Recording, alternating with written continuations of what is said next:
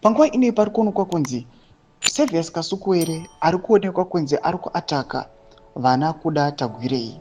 Panguva ine tambona mamwe attacks anga achikandwa nana advocate Fadzai Maire achiva achimudismisa achiti aiwa you cannot dismiss kana kuya uchipama claims ecorruption kuna Tagwirei yet imimi panguva yenyu maingoitawo the same.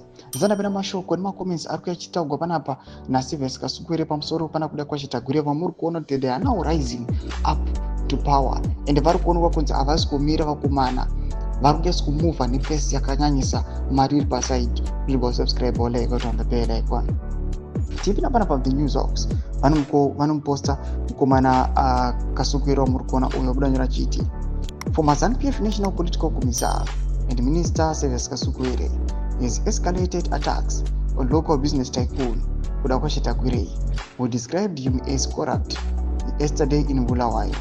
Reacting to Tagwirei's attacks in an ex-social media post, Kasukuwere said, "A good fraudster is not necessarily a good politician.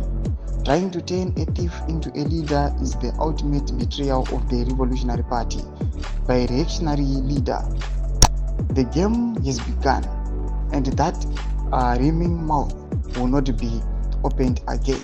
Domashoko anechikomendewa na Servius Kasukuwere wamuri kuona uyu achitaura pamusoro pakuda kwacho Tagwirei achimboti aiwa a fraudster angambovi a good politician. Panguva ine achiti aiwa vakomana imimi muri mbavha hamungamboiti magood leaders and munouya muchibetreya our Revolutionary Party.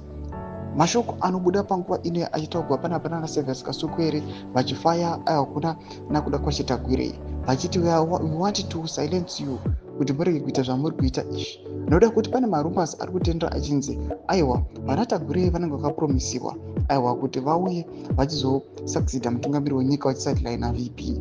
Imbotiudzai mafungiro enyu muri kudii pamusoro pechitiko ichi. Wabvina comment section medu mufungiro enyu. So subscribe or like, turn on the bell icon.